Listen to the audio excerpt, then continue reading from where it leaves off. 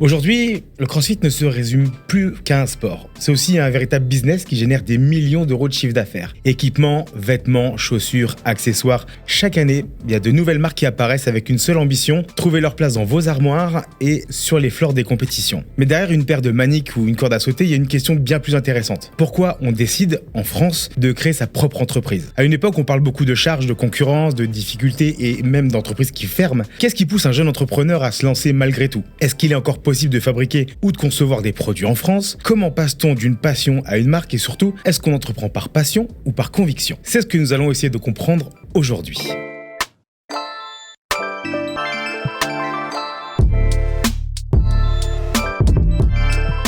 Salut à tous, je suis Greg, bienvenue dans Entre Deux Woods, le podcast qui donne la parole à ceux qui font vivre le CrossFit différemment en France. Vous êtes de plus en plus nombreux à nous suivre sur YouTube, Spotify, Apple Podcasts et toutes les autres plateformes. Merci pour votre fidélité du fond du cœur, merci pour vos messages, vos partages et votre soutien. C'est grâce à vous que cette aventure, elle continue. Mon invité du jour, c'est un homme qui a fait un pari audacieux. Il a quitté son job et son confort pour créer sa propre marque d'équipement de CrossFit. Pour lui, la performance ne dépend pas seulement d'entraînement, mais aussi du matériel qui accompagne les athlètes. Après avoir testé d'innombrables paires de maniques et usé des centaines de cordes à sauter, il a décidé de développer ses propres produits. Et si vous regardez bien ses mains, vous comprendrez que ces maniques font vraiment le taf. Mesdames et messieurs, Thibaut Laporta, s'il vous plaît. Salut Thibaut, comment ça va ? Salut Greg, très bonne entrée en matière en tout cas. Merci beaucoup. Écoute, bienvenue dans Entre Deux Woods, c'est ton podcast, c'est ton moment, t'es ici chez toi. Donc on va passer un moment à discuter tous les deux. On va pas parler que de tes produits, parce que donc voilà, tu as créé ta propre marque qui s'appelle Orion Athletics. Et j'aimerais surtout qu'on raconte un peu ton parcours, qu'on comprenne comment on passe d'un pratiquant de CrossFit à chef d'entreprise. Est-ce que ça te va ? Ça me va bien et je suis content de le faire avec toi. Écoute, le plaisir est partagé. Alors, ma première question va être, si tu veux, peut-être un peu brutale. Aujourd'hui, on voit énormément de marques de CrossFit. Ma question, elle est simple. Est-ce que le monde du CrossFit avait vraiment besoin d'une nouvelle marque en plus ? C'est une très bonne question. Très bonne entrée en matière. Je pense pas qu'on ait besoin à chaque fois de quelque chose supplémentaire si on le prend en termes de nombre de marques qui existent déjà. Ouais. Par contre, effectivement, c'est une question que moi, je me suis posée au tout début, en me disant si je dois créer une marque, parce que c'est une marque que j'ai créée, déposée, etc., Orion Athletics en entier, qu'est-ce que cette marque et moi-même, on apporterait sur le marché, sur le terrain des équipements qui existent déjà, effectivement, comment on peut se différencier et justement, quelles sont mes valeurs et mes convictions, comme tu disais en introduction, qui me poussent à faire ça et que je pourrais inclure dans la marque qu'on ne trouve pas, ou en tout cas quand je dis on ne trouve pas, tous au même endroit. Okay. C'est-à-dire qu'on peut les avoir, on peut en avoir une dans une marque, on peut en avoir une autre dans une autre, mais rarement toutes au même endroit dans le même écosystème de la même marque. Okay. Et t'as répondu à ces questions ou pas ? Donc oui, ça avait besoin, mais il fallait le faire correctement. Okay. Voilà. Eh ben écoute, on va développer ça dans quelques instants. Je sais que dans la vie, tu es une personne plutôt discrète.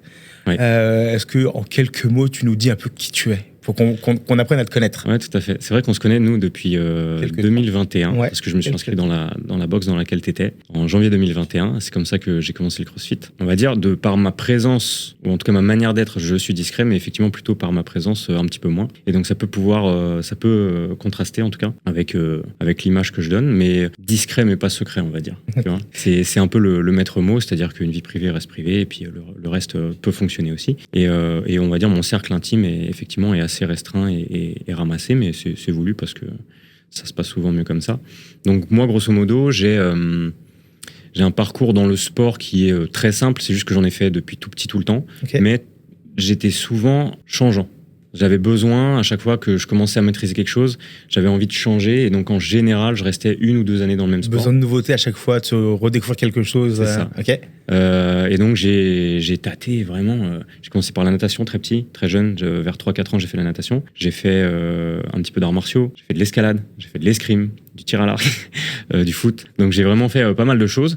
Donc c'est un peu, je vais pas dire ce qui caractérise le CrossFit, mais je pense qu'on pouvait pressentir qu'il y avait cette chose-là d'un peu de polyvalence. Et derrière, ensuite, quand je commençais à devenir un peu adulte et du coup surtout choisir les sports par moi-même, parce que ensuite c'est moi qui devais payer mes licences et aussi y aller de par mes propres moyens. Je suis retombé sur quelque chose d'un peu plus classique, on va dire de la course à pied, soi-même, la salle de sport classique. Mais justement, la salle de sport, c'était il y a plus de 10 ans maintenant, donc on va dire que c'était moins dans l'air du temps. Après chaque séance de renfo, j'allais faire du cardio. Et j'étais le seul ou le rare, en tout cas, à aller faire du cardio après la séance de renfo. Et les copains, on va dire, du côté renfo, du côté muscule, m'appelaient le mec de la fitness, juste pour ça.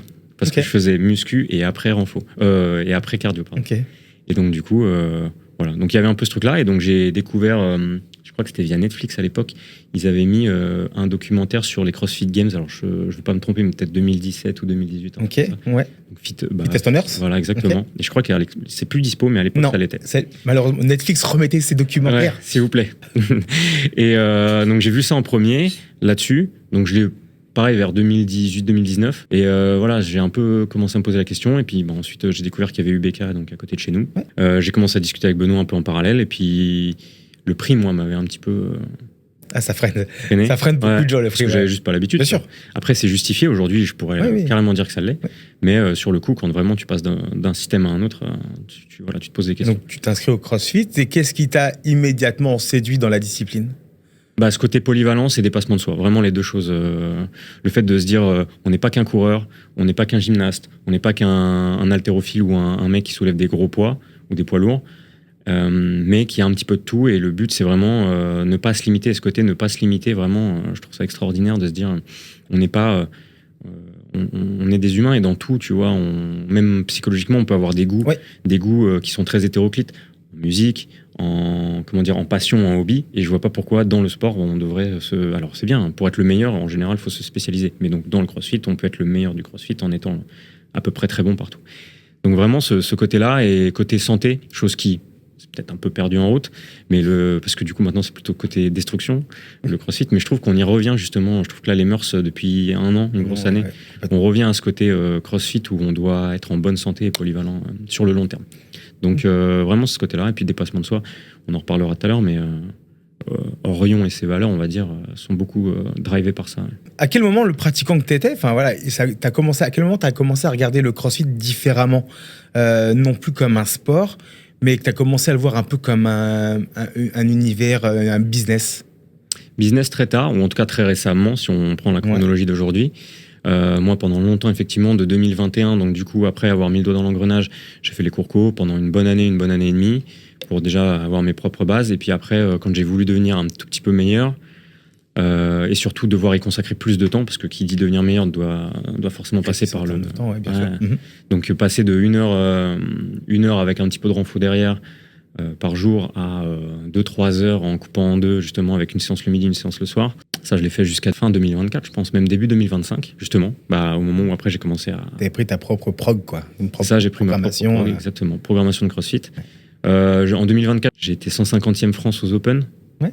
Et en fait, c'est à ce moment-là où je me suis dit, attends, t'as 32 ans, 150e, regarde les efforts que ça te demande pour être 150e, et regarde ce qu'il faut que tu fasses en plus, genre les efforts supplémentaires parmi ce que je faisais déjà, pour peut-être passer dans le top 100.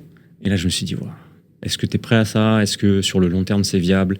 Comme je disais tout à l'heure, j'avais pas les réseaux sociaux, donc j'avais pas de sponsor, j'avais pas de notoriété ni rien, donc ça ne me rapportait... financièrement rien.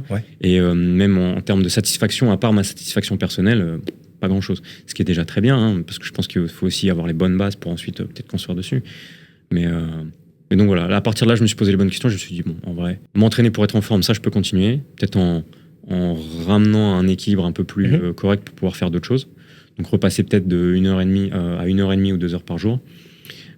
Si pareil un jour je dois sauter un entraînement, ça pourra arriver, alors que jusqu'à là, je me disais, non, il faut que tout soit vraiment fait.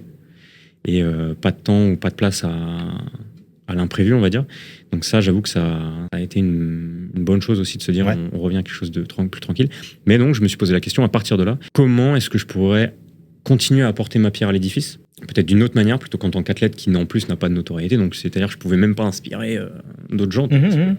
Les réseaux sociaux, c'était pas vraiment mon truc. Et voilà, de fil en aiguille, j'en suis arrivé à réfléchir à ça.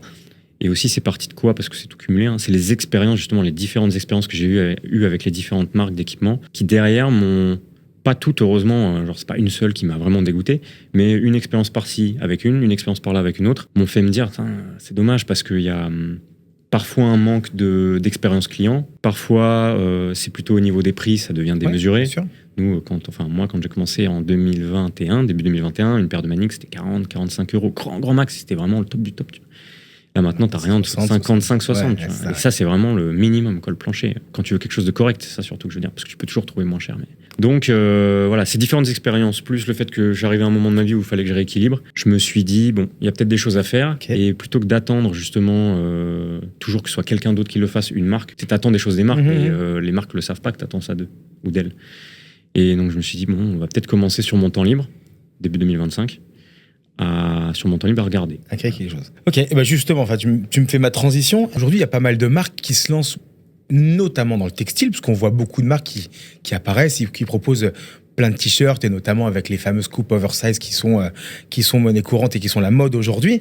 C'est souvent beaucoup plus visible. Bon, je sais que tu fais aussi des t-shirts chez Orion, mais t'en fais qu'un. Toi, t'as choisi un terrain qui est beaucoup plus technique. Les maniques, les cordes à sauter, les tapes, tout ce qui est accessoires, ce qui sert à la performance.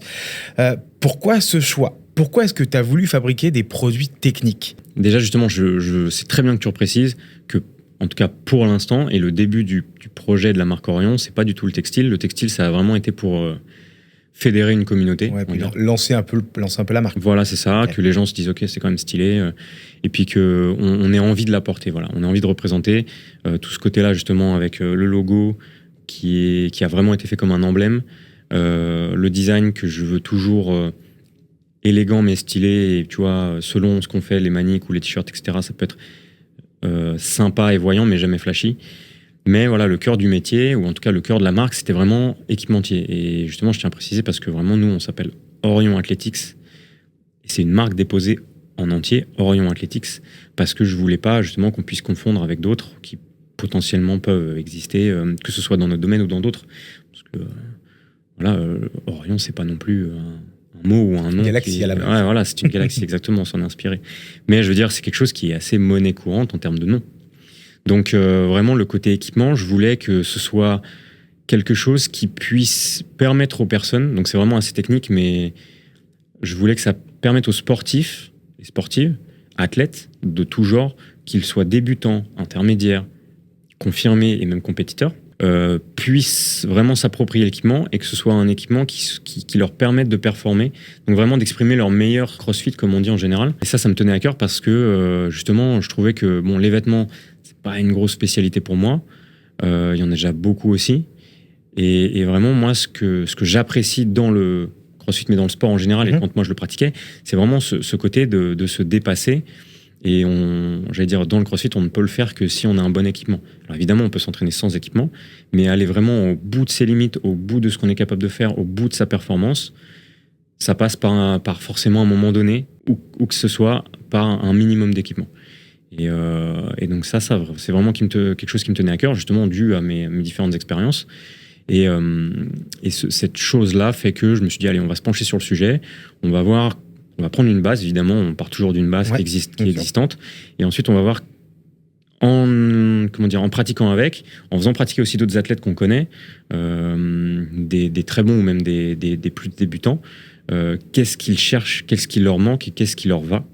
Et voilà, j'ai essayé après derrière de tout mixer, mettre dans un shaker et en faire ressortir quelque chose. Mais vraiment, c'est ce côté se dépasser qui transpire dans la marque à tous les niveaux, quoi. Dans Orion Athletics. On va résumer en gros. Donc, tu découvres le CrossFit, tu t'entraînes, tu fais des WOD, tu participes à des compétitions. Et voilà, donc petit à petit, tu as une idée qui commence à prendre, qui commence à germer. Et moi, c'est ce moment-là qui m'intéresse, celui où comment l'idée, elle grandit et comment un projet devient une réalité. C'est vrai que tu nous racontes ça. Comment ça devient concret? Vraiment, si je dois te donner le tout premier déclic, on va dire, c'est quand je me suis dit, les finger tapes, ça me va plus. Okay. Vraiment, tout est parti de là. Les finger tapes, ça me va plus. Donc, il y a eu, comme j'ai dit, les différentes expériences bonnes ou mauvaises avec les équipementiers. Donc là, je me suis dit, bon, c'est dommage. Mais les finger tapes, ça me va plus. Et en fait, c'était un premier produit où je me suis dit, un premier équipement, on peut faire quelque chose. Même si j'en fais pas mon métier principal, ça me coûtera pas trop d'argent pour débuter quelque part avec un équipement et voir si ça fonctionne ou pas. J'avais aussi entendu cette phrase, mais en gros, ça disait, de toute façon, si tu te foires, au pire, t'auras des tapes pour toute ta vie. pour tous tes entraînements de toute ta vie. Ce qui est plutôt pas mal. Ce qui est plutôt vrai. Et donc, c'est pour ça que tout est parti des tapes, en fait, à la base, ce qui aujourd'hui ne représente pas forcément le cœur de la marque, mais qui reste aussi quand même un équipement qu'on aime bien. C'est un peu plus du consommable. Moi, je sais que je ne peux pas WOD 100. Parce que je fais 2 entraînements d'haltéro 100, c'est fini. Voilà. Je précise, les finger tapes, c'est les bandes un peu élastiques qu'on met autour pour protéger les pouces, pour éviter les frictions, éviter les ampoules. C'est ça. Et moi, je suis vraiment très sujet à ça. Ça me fait même des petits hématomes, si on peut regarder. Donc voilà, tout est parti là. Et en fait, on a tous nos marques, on a tous nos habitudes. Et c'est rarement très sexy, on va dire. Et je me suis dit, mais pourquoi il n'y a pas quelqu'un qui fait des finger tapes un peu plus efficaces, mais surtout classe aussi. C'est-à-dire qu'on avait soit l'un, soit l'autre. Soit le fond, soit la forme. Et je me suis posé la question, mais vraiment, pourquoi on ne peut pas avoir les deux? Qu'est-ce qui ça coûte de plus d'avoir les deux? Et en fait, je me suis rendu compte, justement, en faisant ça sur mon temps libre, c'était qu'est-ce que ça coûte de plus? Rien. En tout cas, financièrement parlant, d'avoir des tapes qui soient un peu plus sexy, ça ne coûte rien de plus. Par contre, ça coûte du temps. Ça coûte de l'attention, ça coûte de l'énergie, ça coûte du travail. Et c'est tout. Et donc, je me suis dit, allez hop, on se lance. Donc, j'ai commencé à contacter des fournisseurs, remonter le fil un petit peu de tout ça, voir qui étaient les concurrents des premiers fournisseurs que j'avais contactés, les mettre en concurrence, discuter de ce qui est possible, pas possible, voir justement jusqu'où on peut aller dans la personnalisation, que ce soit esthétique ou performance. Et au final, voilà, on en a ressorti un premier jet. Ça a mis du temps. Par contre, ça met beaucoup de temps parce que c'est beaucoup d'allers-retours, beaucoup d'échanges. Moi, je suis en direct avec les usines. Donc, on est vraiment le circuit le plus court possible. On n'est pas distributeur, on est vraiment une marque qui... Fabricant, quoi. Ouais, on est vraiment avec les fabricants en direct. Je précise, tu étais encore salarié à cette époque-là. Tout à fait. Donc, tu avais encore la pression du boulot, plus la pression de ce nouveau projet qui arrivait, quoi. Exactement, je fais ça sur mon temps libre. Mais c'était pas encore un projet très, quand je dis concret, là, je tâtais le terrain. Je me disais vraiment, voilà, est-ce qu'on peut faire quelque chose? Est-ce que si ça aboutit, voilà, combien ça pourrait générer, combien ça représente sur le marché, vraiment. Bon, moi, c'est vrai que dans la question que tu as posée un peu plus tôt, je viens d'un monde qui est très commercial. Moi, justement, avant de quitter mon travail, le dernier travail que j'ai eu, c'est le poste que j'occupais. J'étais directeur grand compte, ça correspond à peu près à directeur commercial. Donc dans les câbles fibre optique, donc vraiment un côté qui est très industriel. Et j'ai fait ça 12 ans de ma vie. Donc de 2013 à mi-2025. Donc j'avais 12 ans d'expérience là-dedans. Moi pareil, j'ai un master de négociation d'affaires. Donc ce côté-là, c'est mon domaine. Je sais gérer des fournisseurs, je sais gérer des usines. Je sais gérer aussi cet échange qu'on peut avoir avec le côté technique, avec le côté production. Donc là-dessus, ça va. J'arrivais à jauger, à faire mes études de marché, mon business plan, etc. Mais je savais pas à peu près jusqu'où justement on allait atterrir, on allait aller et quelle aventure ça allait être plus tard. Mais voilà, je fais ça sur mon temps libre et donc ça a commencé avec les tapes. Puis après, au fur et à mesure, je dis bon, les tapes c'est bien, mais on va peut-être pas pouvoir en vivre. En tout cas sur le long terme, à moins que j'en vende à tout le monde sur Terre. Voilà, en termes de marge. Et puis pareil, le but, on en reparlera peut-être tout à l'heure, mais le but d'Orient Athletics, c'était aussi de faire des équipements qui soient donc qualitatifs, qui soient esthétiques, mais qui, financièrement parlant, reviennent à des niveaux qui soient plus abordables, sans parler de cheap, sans parler donc non plus d'être dans le bas du panier. Le positionnement de la marque, c'est d'être premium, abordable. Donc on n'est pas les plus chers, on n'est pas les moins chers, mais donc les tapes, le but, c'était pas assassiner les gens, quoi. Donc, quand tu n'assassines pas les gens, ça veut dire que forcément, à un moment donné, sur ta marge, tu renies un peu, parce que tu ne veux pas te gaver sur le dos du particulier. Et donc, derrière, ça veut dire quoi? Qui dit un peu moins de marge, dit faut en vendre un peu plus. Est-ce que tu fais fabriquer en France? Alors non, très transparent. Et d'ailleurs, à chaque fois que j'ai discuté avec des sportifs, des athlètes que j'ai pu rencontrer, il y en a certains qui m'ont posé la question. De toute façon, nous, sur nos packaging, c'est indiqué. Parce qu'on est assez transparent. Non, pourquoi? Parce que ça coûte trop cher de faire fabriquer en France, ou est-ce que c'est parce que c'est pas possible? Est-ce qu'il y a le savoir-faire? Pourquoi? Alors, c'est pas pour le côté financier, parce que je me suis toujours dit, si la qualité a un coût, ce sera ce coût-là. Ok. Voilà. Donc, c'est pas du tout pour le côté qualitatif ou financier. Moi, j'ai cherché à chaque fois le circuit le plus court. Donc, j'ai d'abord contacté des usines françaises, après européennes, pour voir ce qui était possible, pas possible. Selon l'équipement, donc que ce soit le t-shirt, les maniques, les tapes ou autres, j'ai pas les mêmes usines. Je vais donner l'exemple des maniques, qui est très parlant. Les maniques, j'avais réussi à trouver des fournisseurs et des usines européennes. Oui. Et donc ces usines-là, quand je leur ai montré ce que je voulais, en tout cas, je leur ai dit ça c'est une base. qu'est-ce que vous êtes capable de faire là-dessus et jusqu'à quel point je peux vous demander de personnaliser donc, avec l'esthétique de la marque, parce que la marque a un ADN qui est très fort et qui justement parle de lui-même. Et donc il fallait aussi que ça puisse se répercuter sur les équipes. Et donc il y a ce côté esthétique, mais de prime abord déjà c'est vraiment le côté performance. Qu'est-ce que je peux améliorer sur les maniques pour les rendre plus confortables, pour les rendre plus polyvalentes, pour les rendre plus durables. Et quand on a parlé de ça avec les usines, elles m'ont dit attends, stop. En tout cas européenne, je parle. On peut te faire des maniques. Par contre, tu prends celle qu'on te donne, notre modèle de base, et derrière, le côté personnalisation, que ce soit performance ou esthétique, c'est mort. Donc là, j'ai dit, on va avoir un petit problème. Parce que justement, comme on le disait en début d'émission, le côté être une marque pour être une autre marque, dans le flow et dans le monde des marques et d'équipements, ça ne m'intéresse pas. Pas envie d'être noyé dans la masse, quoi. C'est ça. Okay. Pour être une énième marque qui n'apporte pas de plus-value, de valeur ajoutée, pour moi, c'est inintéressant. Et dans ce cas-là, je n'ouvre pas Orientletix et je ne dépose pas de nom de marque. Donc c'est à partir de là où je me suis dit, ok, ça va être peut-être un peu plus compliqué que prévu, mais j'avais l'habitude, donc justement avec les usines. Mais moi, je peux comprendre aussi ça. Alors, il peut y avoir différentes raisons à ça aussi. Moi, je me mets aussi du côté des usines.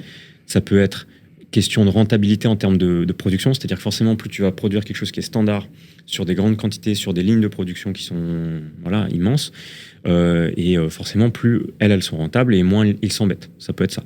Ça peut être aussi un petit contrat d'exclusivité avec d'autres marques qui existent déjà, et donc pas le droit de faire autre chose pour quelqu'un d'autre. Donc ça aussi, je peux comprendre. Ouais. Quelles que soient les raisons, je les ai pas eues. Quelles que soient les raisons, je peux les comprendre. Mais après, derrière, moi, ça m'amène à forcément aller un peu ailleurs. Donc, si on parle par exemple des maniques, on est allé s'exporter un petit peu plus en Asie. Ouais. Comme je disais, en Chine. En Chine, ok. C'était pas forcément. J'aurais pu choisir ailleurs. Hein. Pour le coup, on va dire, on m'a un peu plus écouté dans ce secteur-là. Mais pas forcément que la Chine. Et j'ai fini avec la Chine parce que c'est là où, on va dire, le mix produit en termes donc d'esthétique, de performance, de qualité d'écoute et de personnalisation a été le meilleur. L'avantage que ça a pu faire, c'est que j'ai pu avoir des prix qui sont pas mal en termes de production, de coût de production.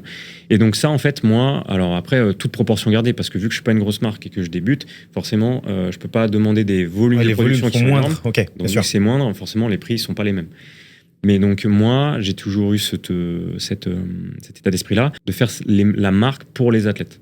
Vraiment, c'est une marque, ça peut paraître un peu bateau ce que je dis, mais c'est vraiment pour les athlètes. Je l'ai été, je le suis toujours, mais à un moindre niveau. Ouais, bien sûr. Et le but, c'est vraiment d'offrir ça, on va dire, au monde du CrossFit, et en tout cas au monde des circuits training, etc., en tout cas du sport. Mm-hmm. Si je peux faire cascader ce coût de production qui n'est peut-être pas le même qu'en Europe, et je le fais cascader. Et je le fais cascader jusqu'aux athlètes, justement, en faisant quelque chose de qualitatif. Et tous ceux qui ont testé les maniques, toi compris, ont pu constater qu'elles sont qualitatives, qu'elles sont confortables, qu'elles remplissent franchement le cahier des charges qu'on leur demande, en tout cas côté performance, et qu'à la fin, on a un équipement qui est stylé, et donc à un coût qui est un petit peu moindre que celui qu'on pourrait avoir chez d'autres marques. Et donc, on va dire, à partir de là, j'ai coché toutes les cases de pourquoi je voulais exister. Donc, tu nous as donné la différence que tu as par rapport à tes concurrents. On connaît les concurrents, ils sont puissants, ils bénéficient d'une grosse notoriété. Ouais. Est-ce que tu n'as pas peur d'aller juste sur leur terrain ? Si, j'ai eu peur dès le début. Voilà. Okay. On ne se le cache pas. Très bien. Je refais juste une parenthèse pour juste pas que les gens pensent que je me fournis qu'en Asie. Les t-shirts, pour la plupart, sont faits au Portugal, par exemple. Okay. Voilà. C'est juste pour remettre un petit peu de contexte là-dedans. Et donc, Portugal, moi, je recherche vraiment le circuit court qualité, 100% coton organique. Donc, voilà. Après, au fur et à mesure, peut-être qu'on va switcher petit à petit pour des raisons, justement, de rationalisation de production. Parce qu'il y a aussi des délais, il y a aussi des coûts, etc., qui peuvent être amenés à être annexes au Portugal et peut-être pas ailleurs. Mm-hmm. Mais tout ce que je chercherais, c'est d'avoir des qualités qui sont équivalentes et que ce soit jamais, en tout cas, plus cher pour le consommateur, les sportifs et les athlètes. Mais donc, du coup, pour revenir à la question, les grandes marques, grosso modo, pareil, on m'a dit, mais quand j'ai voulu me lancer, j'ai entendu 2-3 fois des personnes me dire, mais tu sais, il y a déjà un tel et un tel qui sont énormes. Évidemment que je les connais, je les ai aussi côtoyés parce que j'utilisais leurs produits. T'as même utilisé leurs produits, quoi. Ah, totalement. Bien sûr. Totalement. J'ai été ravi par certains, j'ai été un peu déçu par d'autres. Ouais, mais évidemment, s'ils sont leaders, c'est pas pour rien. Je me suis tout de suite fait cette réflexion-là. J'avais pas encore quitté mon travail non plus. Ouais. Mais si on va peut-être citer une ou deux marques qui sont pas dans notre domaine, hein, mais si Gymshark en 2012 s'était dit, il y a déjà Nike, il y a déjà Adidas, il y a déjà Puma, c'est sûr. Gymshark n'existerait pas aujourd'hui. Donc, j'ai pas la prétention d'être tout de suite un grand. Le but, ce serait éventuellement de l'être et ce serait beau et j'aimerais bien. Mais je me suis dit, ok, moi, je veux faire mon truc. Évidemment, je regarde un peu ce que font les autres, mais je suis pas du tout focus sur les autres. Je sais ce qui existe, je sais ce qu'ils font. Mais justement, l'idée, c'était aussi de casser un peu les codes dans ce monde-là qui est le nôtre, dans ce milieu du sport et du crossfit, du circuit training, etc. En faisant peut-être autrement, en faisant des choses qui sont à mon image, qui me ressemblent et qui, quand je discute avec d'autres sportifs aussi, peut-être attendaient cette chose-là, justement. Okay. Attendaient je ne vais pas dire non plus que c'est un renouveau, mais attendaient quelqu'un qui fasse quelque chose de manière différente et avec le cœur aussi. Merci Thibaut. Je te propose un petit jeu avant qu'on continue. Le quiz Entre Deux Woods, tu le connais, c'est la signature d'Entre Deux Woods. Tu as 60 secondes pour répondre à un maximum de questions autour du CrossFit. Est-ce que tu es prêt ? J'espère. Allez, c'est parti. Muscle up ou ring muscle up ? Je dirais muscle up, même si les rings, j'ai mis du temps à les avoir, je suis content de les avoir maintenant. Squat snatch ou dumbbell squat snatch ? Squat snatch, parce que dumbbell squat snatch, c'est balèze. Handstand walk ou strict HSPU ? Handstand walk, parce que c'est plus fun et c'est vraiment quelque chose, même si je rogne un peu sur les 60 secondes, que je ne pensais jamais arriver à faire dans ma vie et que le CrossFit m'a bien montré quelque chose, c'est qu'on pouvait y arriver. Murph ou Chad ? Le Chad, je le trouve ignoble parce que vraiment pas ludique, donc Murph à 1000%. Pat Vellner ou John Koski ? Alors j'adore Pat Vellner, simple, gentil, travailleur. Truster ou cluster ? Quand on a qu'un à faire, cluster. Quand on a plusieurs, truster. Cindy ou Fran ? Fran, tu te mets vraiment... Tu sais pourquoi ? Aussi, c'est parce que c'est le premier WOD et le premier benchmark que j'ai fait dans le CrossFit, même avant de m'inscrire. Et qui met dans et du coup, il m'a marqué à vie, celui-là. Est-ce que Sarah Sigmundsdottir a déjà remporté les CrossFit Games ? Je ne crois pas, mais c'est vrai que les Dottir, on a du mal à les distinguer, donc celle-ci, je ne crois pas. Pas cette Dottir-là. T'es pas tombé dans le piège, bien joué. Justin Medeiros ou Jeffrey Adler ? J'ai toujours eu un peu de mal à accrocher avec Medeiros, même si ça a l'air d'être un mec super cool. Ouais.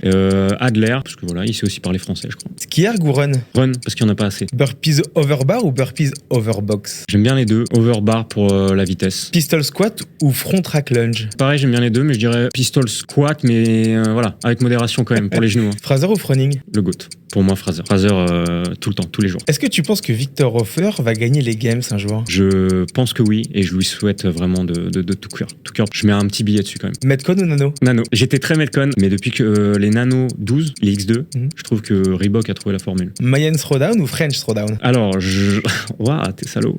Je dirais Mayenne, pourquoi ? Comme ça, je place un peu le truc. Je vais avoir une équipe au Mayenne. Une équipe Orion Athletics. Créer un nouveau produit ou signer un gros contrat ? Un gros contrat pour l'instant au début. Okay. Voilà. Peut-être plus tard, nouveau produit, mais aujourd'hui, gros contrat. Qualité ou notoriété ? Qualité. Manique ou corde à sauter ?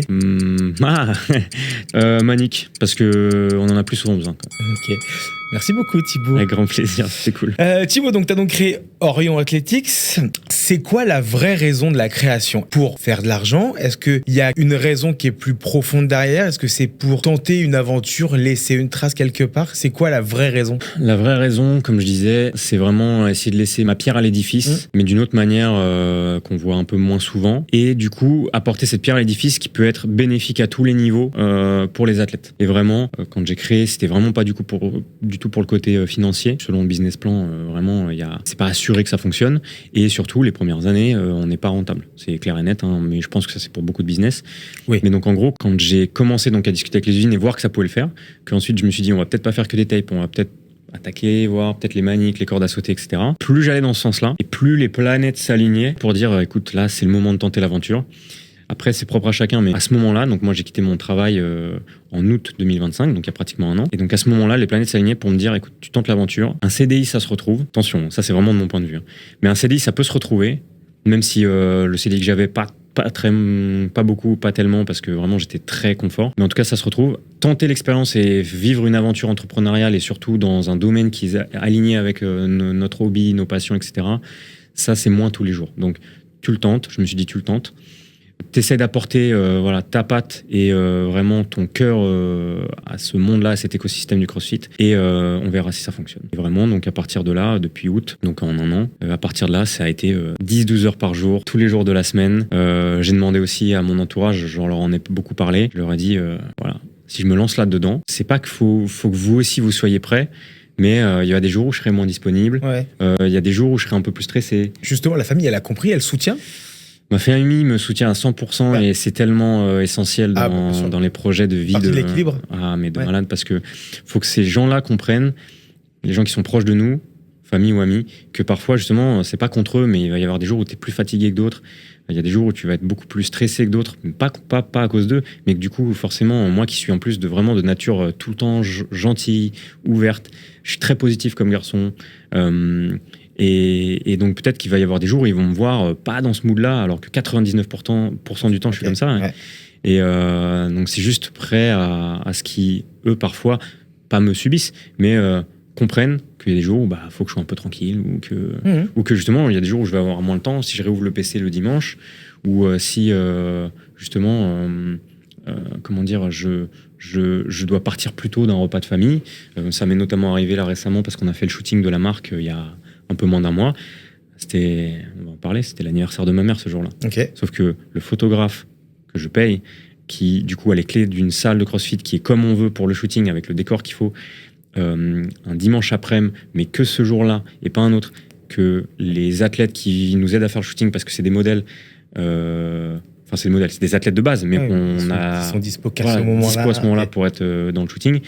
J'en ai parlé à ma mère et heureusement pas au dernier moment parce qu'il y a aussi des oui, bien sûr. Il y a le fond, il y a la forme, mais voilà, elle a compris, elle a dit donc moi j'ai dit aussi, moi aussi je m'adapte, c'est aussi à moi de m'adapter en mode j'arrive un peu plus tôt, comme ça on profite quand même, et par contre je partirai un peu plus tôt que les invités de base. Mais donc la famille c'est essentiel, et aussi parce que quand t'as des doutes, quand ça va c'est cool, mais quand ça va moins bien, parce que t'es stressé, parce qu'il y a un truc qui se passe pas comme prévu, parce que tous les matins je me lève en me disant aujourd'hui qu'est-ce que je vais devoir gérer, qu'est-ce qui va se passer, c'est cool de se dire qu'il y a des gens derrière toi, dans un cercle, encore une fois le premier cercle, qui te dit t'inquiète, tu vas y arriver, ça va le faire, si tu l'as fait c'est que tu savais, et puis nous on sait que tu sais le faire et que tu peux le faire. Donc voilà. Puis après il y a mon petit chat qui est mon assistant, mon bras droit. Très bien. Qui quand ça va pas je le regarde et je me dis je le vois, tu vois, il est à côté, il dort, lui il a pas de problème, donc pourquoi j'en aurais, tu vois. Exactement. Est-ce que tu as des tabous dans la vie? Très peu. Ok, on parle d'argent? On peut, vas-y. Allez. Alors, tout à l'heure, on a dit que tu travaillais dans une grande entreprise, tu gagnais très très bien ta vie, donc tu as quitté ton boulot. Tu viens de dire il y a pas très longtemps que tu n'étais pas rentable, surtout la première année, que ça te coûte de l'argent. Combien tu vends une paire de maniques? La paire, je la vends 45,95, pardon. 45,95 €. Combien tu verses à l'usine? À l'usine, je lui verse un tiers. Combien tu payes le transport? Pareil, ça va me coûter 10%. Ok, combien tu payes de taxes? Non, du coup, ça, les gens ont du mal à le concevoir. Ouais. Mais sur les 45,95 déjà, sans parler d'usine, sans parler de rien, juste la vente pure, il y a déjà 20% que tu retires à 45,95, c'est pas pour moi. Donc il te reste combien dans ta poche? Pas grand chose. Moi j'ai calculé mes prix en gros pour que je puisse payer l'usine et tous les frais annexes, parce que pareil après il y a la logistique, parce que moi je fais pas de dropshipping. Donc moi pareil, je fais tout acheminer dans un local, dans un entrepôt, pareil d'un adhérent que j'ai connu, archi gentil, qui s'appelle Emric. Mais voilà, moi je fonctionne dans un écosystème où j'aime bien faire travailler tout le monde, et tout le monde aussi peut me faire travailler. Donc je paye cet entrepôt, je paye ce local. Donc ça aussi ça a un coût. Derrière on reçoit les commandes, je les prépare moi-même et je les fais envoyer. Donc pareil, une partie du coût du transport pour envoyer à l'athlète au final qui a commandé, évidemment il le paye, mais moi je prends une partie pour moi. Par exemple, la logistique pour envoyer à l'athlète in fine, 2,99 sur mon site. 2,99, je crois pas qu'on puisse trouver ça ailleurs.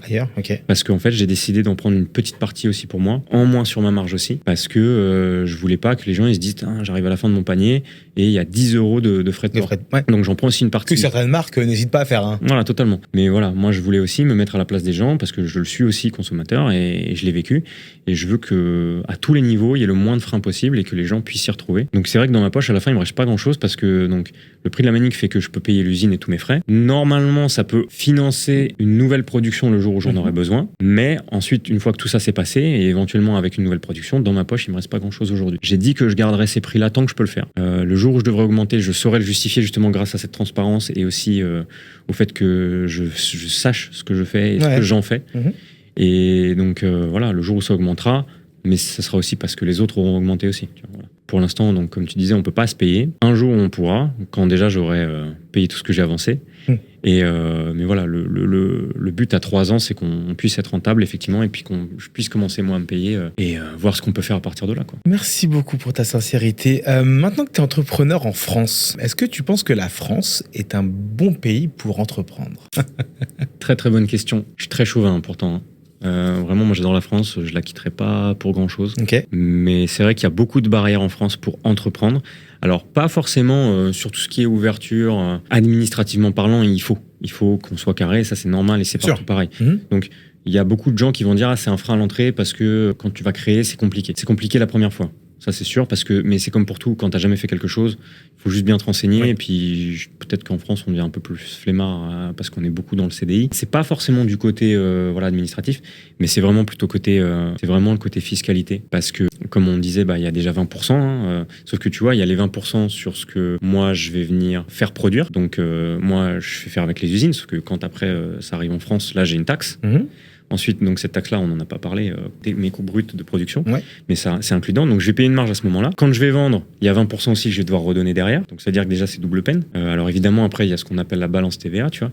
Mais à un moment donné, quand tu vas être rentable, tu investis. Donc il y a ce moment-là où si tu veux commencer à gagner vraiment de l'argent, faut que tu investisses un peu moins que ce que forcément ça va te rapporter. Et donc à partir de là, ils viennent quand même se servir parce que y a cette fameuse balance de TVA. Donc si tu en dépenses moins de la TVA que ce que tu en rapportes, tu devras quand même la donner. Donc ça, je trouve ça bien, mais d'un autre côté, c'est hyper freinant. Et pareil, si un jour, moi, je veux me payer moi ou prendre un employé pour pouvoir faire... Et c'est tout le mal que je me souhaite, parce que c'est ce que j'appelle des bons problèmes. Quand tu vas devoir payer un employé ou te payer toi-même, c'est que vraiment, ça fonctionne. En tout cas, c'est parce que tu peux te le permettre. Mais à ce moment-là, moi, j'ai déjà regardé, mais c'est des charges de fou. Mais tous les entrepreneurs de France, toutes les entreprises, les autres. Mais vraiment, à ce niveau-là, je trouve qu'on pourrait faire mieux. Et on pourrait peut-être s'en sortir un peu mieux, mais... c'est un travail de fond qui n'est pas le mien, malheureusement. Ouais, je comprends. Et justement, comment est-ce qu'on apprend? Parce que tu n'avais jamais créé de boîte auparavant.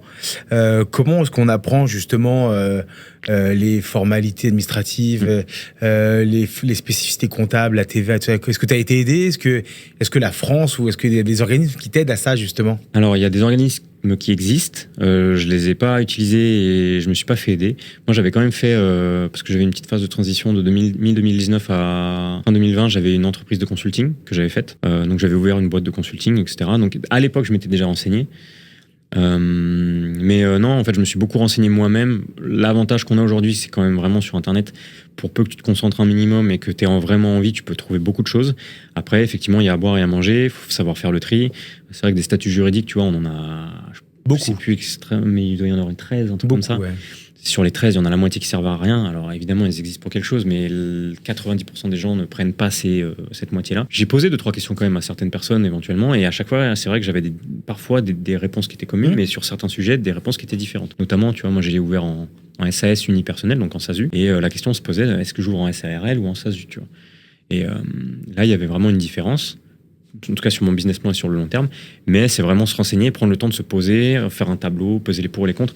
Après moi je suis très comme ça, vraiment je peux me mettre sur un sujet, en tout cas quand ça m'intéresse et que ça va m'être utile, je peux me mettre 6 heures d'affilée sur le même truc. D'accord. Et limite si c'est quelqu'un qui me dérange, je dis mais tu sais que là t'as pas mangé, genre il est 15h. Un peu à côté obsessionnel. Ouais, c'est ça. Lève la tête du truc, bois un coup, va aux toilettes, mange un morceau. J'aimerais qu'on parle un peu communication et notoriété. Comment on trouve le nom? Ouais. Très bonne question. J'ai cherché, je me suis posé. Et là, c'est vraiment, c'est du brainstorming où tu peux pas décider tiens, là, j'ai 3 heures, faut qu'à la fin des 3 heures, j'ai le nom. C'est pas possible. Et donc, en fait, c'est quelque chose qui devient un peu obsessionnel parce que le dernier truc en te couchant, c'est ça auquel tu penses. Si tu te réveilles dans la nuit, c'est ça. Le premier truc en te levant le matin, ça va être ça. Et en fait, je pense qu'on l'a déjà tous plus ou moins vu dans des films, des séries ou même des films d'animation. Moi, je regarde beaucoup les studios Ghibli et je sais que je crois que c'est dans Kiki la petite sorcière. À un moment donné, elle n'arrive plus à voler avec son balai. Et il y a une de ses, je sais plus, c'est une copine ou une amie, et elle lui dit arrête d'essayer et fais autre chose. Et quand tu vas y revenir, tu vas voir.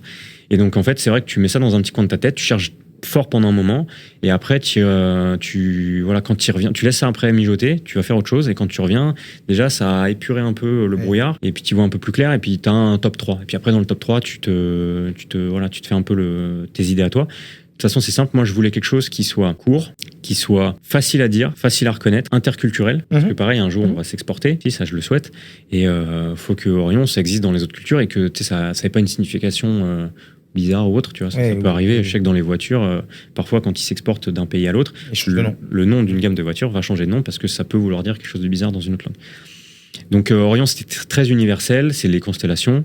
Fallait que je mette un suffixe aussi pour que, vu qu'Orion s'est utilisé dans plein de domaines différents, pas du tout que dans le CrossFit, mais ça reste dans le monde du sport. Mais je crois que même le monde du sport, mais je crois que l'armée française a un plan Orion, quelque chose. Tu vois. Donc vraiment, c'est très diversifié. Donc c'est limite autant le Orion que le Athletics derrière, parce que pareil, je mets quoi? Je mets sport, je mets Orion, enfin vraiment Athletics, tu le trouves pas partout. Ouais. Donc je me suis dit, il fallait vraiment que ce soit un suffixe aussi qui soit très parlant, qui soit aussi très impactant. Athletics, c'est vraiment athlète, tu vois, c'est la performance, et donc qui n'existe aussi pas déjà dans le sens où c'est pas une marque déjà déposée, parce que nous vraiment c'est une marque déposée. Je l'ai déposée en octobre quand j'ai créé aussi la société en France. Marque déposée Orion Athletics, et donc derrière voilà, ça a fait sens parce que Orion les constellations mêlé à Athletics. Constellation, c'est vraiment viser le plus haut possible, viser les étoiles. Parce que dans tout ce que je fais dans la vie, mais notamment dans le CrossFit, quand j'avais des stratégies sur les WOD ou en compétition, je me disais toujours, tiens, ça c'est ce que tu sais faire, mets-toi un objectif un tout petit peu plus loin, et en visant un peu plus loin, ça va te tirer un peu plus loin, quoi qu'il arrive. Et en fait, souvent, ça me permettait d'atterrir un peu mieux que ce que j'aurais eu si j'avais visé juste ce qu'il faut. Okay. Donc vraiment, l'état d'esprit d'Orion, et ça se transpire dans le nom de la marque, et même après, plus tard, dans le logo, avec les étoiles toutes unies, justement, qui représentent les piliers et les valeurs. C'est vraiment de se dépasser, d'aller le chercher le plus loin possible, ce qu'on peut faire dans la vie, quoi. Donc, et tout ça, mis bout à bout avec toutes les étoiles, justement, ça nous donne le logo qu'on peut voir là, qui est au centre, l'harmonie, quoi, la petite fleur. Ok. Et donc, pour faire la promo de ta marque, je sais que tu as créé quelque chose que j'avais, moi, jamais vu ailleurs, dans aucune des autres marques. Tu as appelé un Orion Tour. Orion Athletics Tour. Orion Athletics Tour. Ouais. Qu'est-ce que c'est? Explique-nous. Alors, le Orion Athletics Tour, en fait, effectivement, je partais du principe que souvent, tu achètes une paire de maniques ou un autre équipement, une corde à sauter ou du finger tape, et tu peux l'essayer qu'après. Ouais. Sauf qu'une fois que tu l'as essayé, c'est mort. C'est déjà c'est ouvert, c'est usé, parce qu'une première séance, c'est considéré comme une usure. Et donc, ça te va, tant mieux. Ça ne te va pas, tant pis.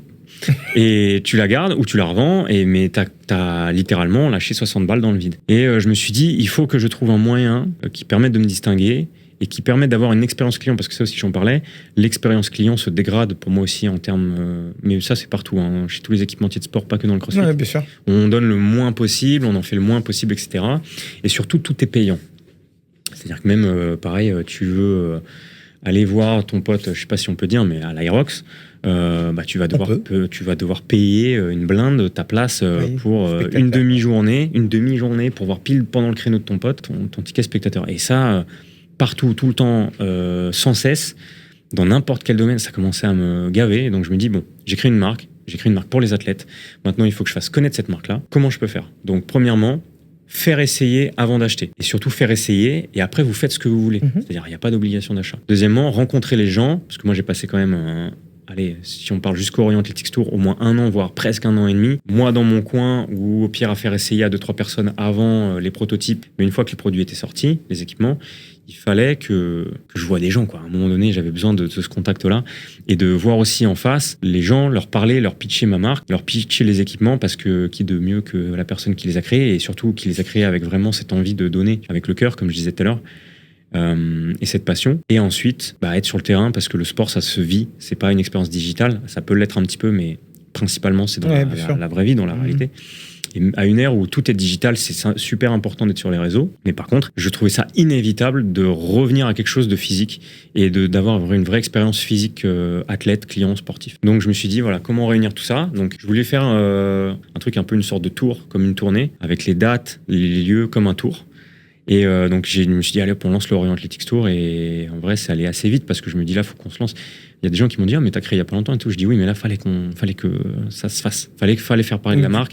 C'est la saison des compétitions, ça va être l'été, après juin les gens ils partent en vacances. Donc en juin Orion Athletics Tour, donc pareil j'ai contacté plein de box que je trouvais pertinentes. Je peux pas contacter les 500 et quelques qu'on a en France. Après le plus dur ça a été d'avoir les réponses parce que je peux tomber dans les spams. Nous, on sort de nulle part, tu vois, donc je peux tomber dans les spams. En plus, comme je disais, j'avais pas de réseaux sociaux, donc moi j'ai créé la page en janvier, je crois.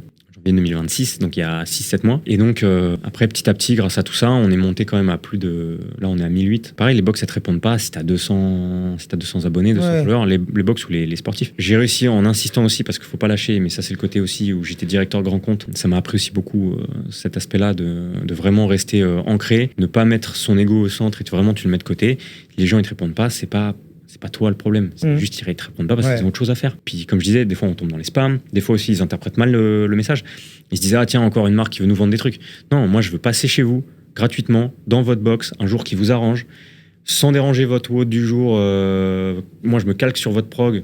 Éventuellement, vous me faites quand même venir un jour où il y a un peu de gym, un peu de corde à sauter ou un peu d'haltéro pour les tapes. Et de 17h à 20h, 21h, je me mets dans un coin, je fais tester aux gens, je leur explique qui on est. Ça vous fait un événement gratuit. À la fin, en plus, je fournissais une petite canette de récup gratuitement aussi parce que je voulais vraiment que l'expérience à 100% soit gratuite pour la box et pour les adhérents. Et je voulais que le mood soit représentatif de qui je suis, qui est la marque et ce que j'ai voulu distiller dans la marque en termes d'état d'esprit. T'as visité combien de box ? Je crois que j'en ai fait entre 10 et 12 au mois de juin. C'est beaucoup sans lettres. Mais en fait, au départ, je me suis dit, tiens, je vais me caler une box par jour sur 5 jours dans la semaine, toutes les semaines. Et en vrai, heureusement, j'en ai eu 10-12 parce que c'est tellement sportif. Après, j'ai essayé de grouper, tu vois. J'ai commencé par le secteur de Lyon où là, j'en ai fait 3 d'affilée. Ouais. Mais déjà 3 jours où tu te déplaces, après t'arrives, tu prends ton hôtel, ensuite tu vas dans la box. Donc j'ai fait 10-12. Mois de juin, c'était très bien finalement, c'était pile poil la bonne balance, donc très bien. Merci d'ailleurs à toutes les box qui se reconnaîtront si elles passent par là, mais vraiment merci beaucoup parce que ça nous a permis de lancer le Orient Athletics Tour, lancer la marque aussi. T'as eu des bons retours ? Ouais, j'ai eu des excellents retours, toutes les box ont été super sympas. Tous les adhérents ont été super sympas et surtout, en fait, moi, ça m'a montré que les choix et les partis pris que j'ai fait sur les équipements, sur vraiment le côté performance, durabilité, mais aussi esthétique, c'était que des choix payants et j'ai eu des super bons retours et j'allais dire 95% des gens m'ont dit que du bien, quoi, tu vois. Et derrière, ça m'a permis de débloquer des ventes.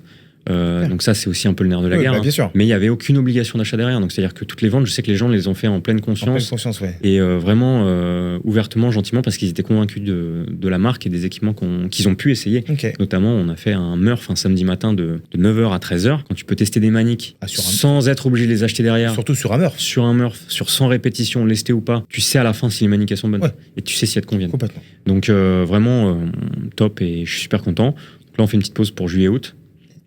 Je me ressource un peu. On reprend en septembre. Et j'aimerais bien reprendre en septembre, donc je vais quand même communiquer avec d'autres box, des nouvelles.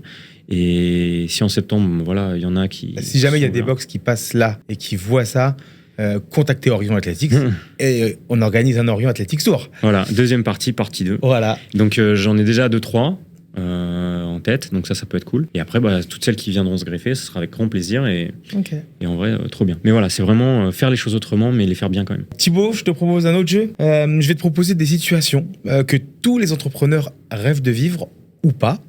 Tu dois répondre immédiatement cap ou pas cap. Ensuite, je te donne 30 secondes pour convaincre tout le monde que tu as fait le bon choix. Est-ce que tu es prêt ? Une grande enseigne de sport te propose de distribuer tous tes produits. Donc du coup, tes ventes sont multipliées par 10. En revanche, tu dois baisser fortement tes prix et accepter une marge beaucoup plus faible. Est-ce que tu es cap ou pas ? Cap parce que multiplier les ventes, surtout au début, c'est important. Ouais.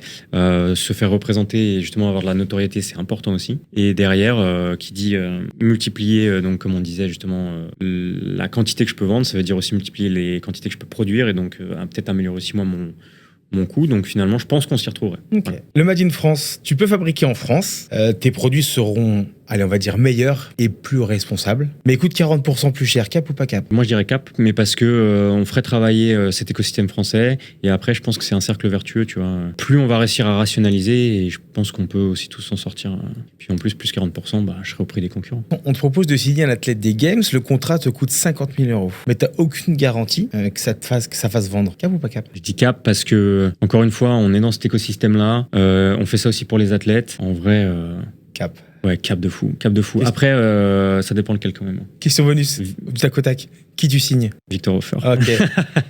Made in France, Made in. Ok. Amazon t'appelle. Tu peux tripler ton chiffre d'affaires, mais tu sais que certaines box partenaires arrêteront de travailler avec toi. Cap ou pas cap ? Pas cap parce que je me suis posé la question au tout début justement si je prenais un entrepôt près de chez nous ou est-ce que je passe par Amazon. Et j'ai fait cette rationalité de coût justement. Ouais.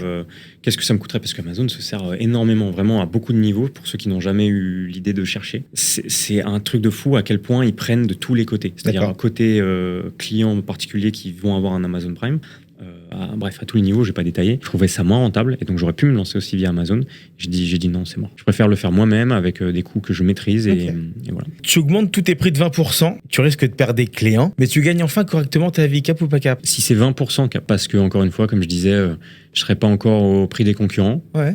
Et ça peut me permettre de gagner ma vie. Et si les gens me suivent derrière parce qu'ils comprennent que c'est parce que je fais tout moi-même, qu'on fait tout, en tout cas la plupart des choses de chez nous, on imagine, on design, on teste, on entrepose, on envoie, on prépare nous-mêmes les commandes. Donc vraiment, il y a 90% d'Orient Athletics en France. Okay. Ça permet de nous vivre et que les gens comprennent. Let's go. Et d'ailleurs, est-ce que, à ton avis, est-ce que les produits CrossFit sont réellement trop chers? Ou est-ce que les CrossFitters, ils savent pas ce qu'ils achètent? Je pense que c'est trop cher. À moins que ce soit les marques qui abusent de leur prix, je sais pas. Je me suis posé la question au début quand je me suis lancé. Et je me suis dit, ça se trouve, je me fourvoie et je dis que en fait, c'est trop cher et je veux rétablir une zone qui est un peu plus raisonnable. Et ça se trouve, je me fourvoie. Et donc, je me suis dit, on verra en discutant avec différentes usines, en regardant les différentes modalités de ce que je personnalise ou pas et de ce que j'améliore ou pas. Je me suis rendu compte que les marques abusent. Okay. Les marques abusent. En tout cas, de mon point de vue, les marques abusent. Je dis pas que tout le monde doit être à mon niveau de prix. Ouais, bien sûr. Mais on pourrait quand même revenir à des choses qui soient raisonnables. Plus raisonnable. Dernière situation, demain, Nike lance une gamme complète de matériel de CrossFit et tu peux vendre ta marque tout de suite pour une très belle somme. Cap ou pas cap? Je revente la marque complète et cap moi, ciao. Cap ou pas cap? Wow. Je pense que c'est la plus dure que tu m'as posée.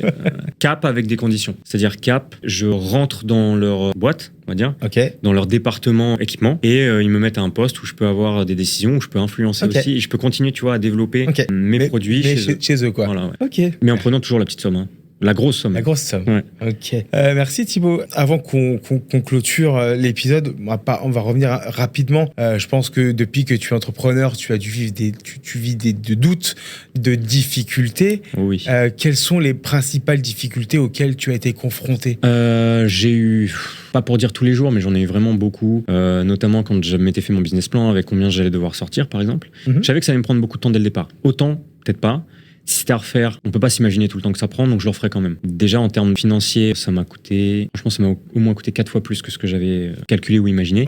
Déjà en termes d'argent, difficile parce que tout est venu de mes fonds propres et derrière ça a coûté plus que ce que j'aurais imaginé. Après deuxièmement, bosser donc avec des freelances, notamment moi l'ADN de la marque, je l'ai faite avec un graphiste designer et dès le début c'était une volonté qu'on ait vraiment une marque avec une belle identité, une identité forte, pas flashy mais une belle identité avec, comme je disais, un emblème, quelque chose où on reconnaît la marque directe et qu'on a aussi envie de porter. Et je suis passé par un premier designer avec qui ça s'est très mal passé, donc il y avait un contrat et j'aurais pu rompre le contrat, payer que la moitié ou même pas payer et dire qu'est-ce que de toute façon tu vas faire. Ça s'est mal passé parce que le rendu était vraiment pas à la hauteur. Le temps aussi de développement de tout ça, c'était hyper long. Alors après, moi, j'avais pas mal de retours, mais je donnais beaucoup de retours parce que le rendu était pas bon. Et à la fin, j'ai quand même dit, écoute, au bout d'un mois et demi, je dis, on arrête. Je te donne les 3/4.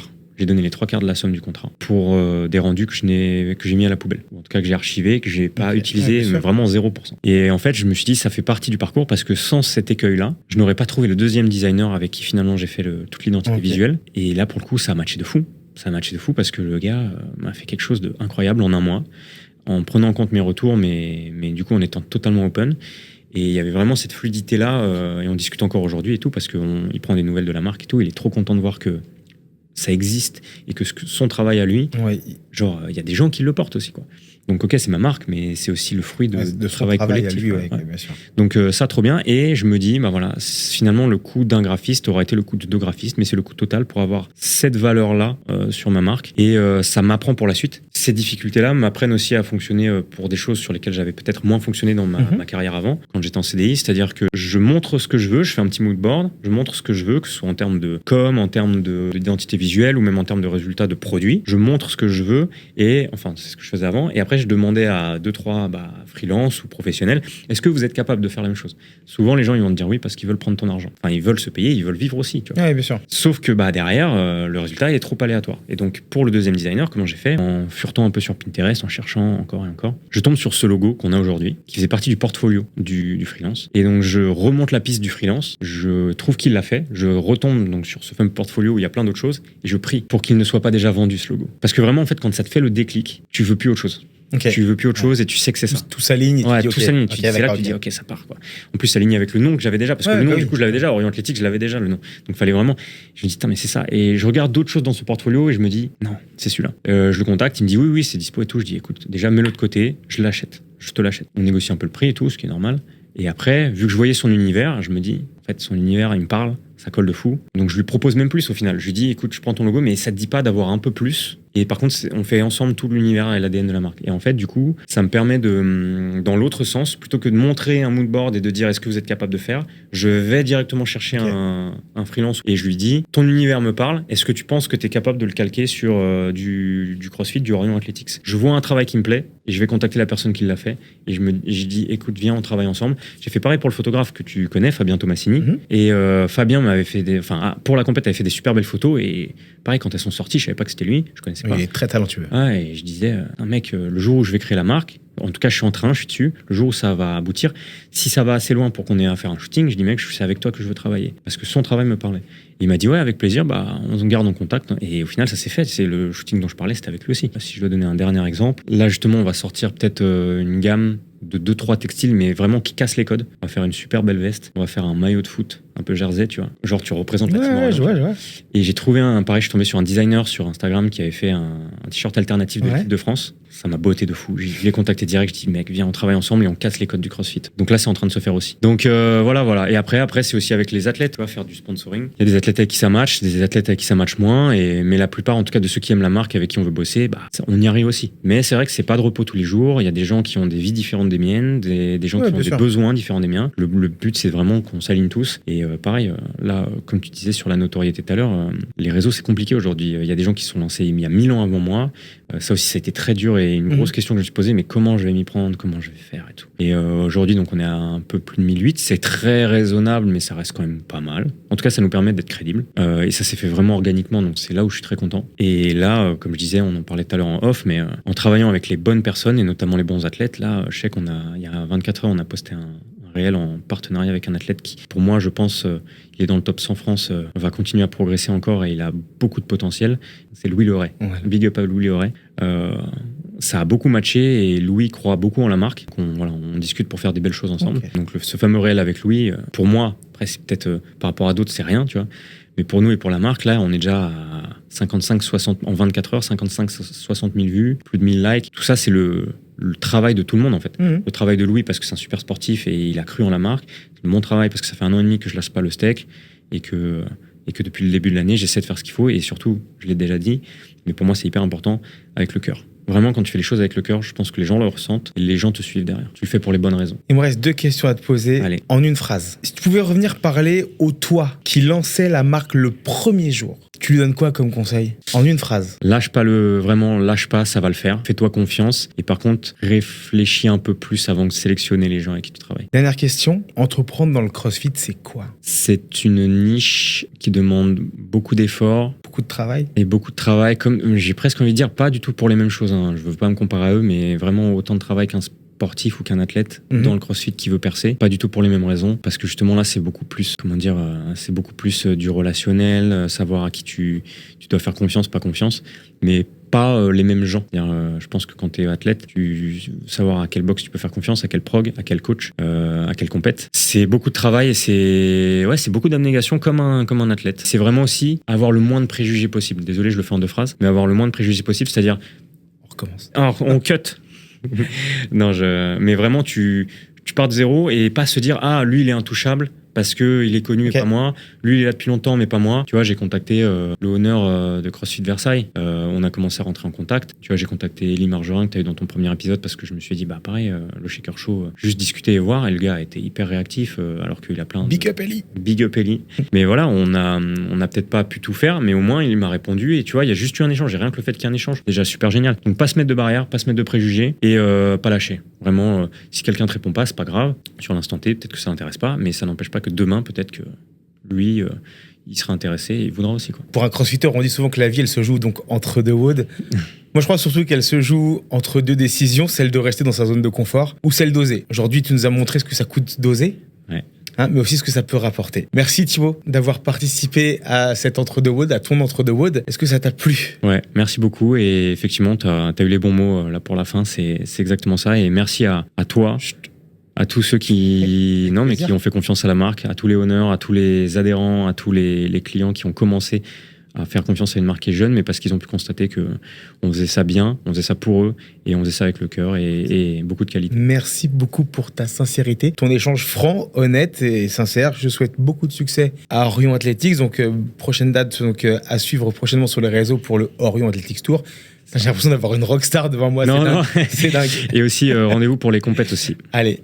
Pour les athlètes pendant les compètes. On prend rendez-vous. Merci à tous de nous avoir suivis pour ce numéro. N'hésitez pas à en parler, à en partager. Vous savez que c'est très important pour moi. Vous m'aidez énormément. On se retrouve très vite pour un prochain numéro d'Entre deux Woods. C'est tout pour moi. C'était Greg. Ciao.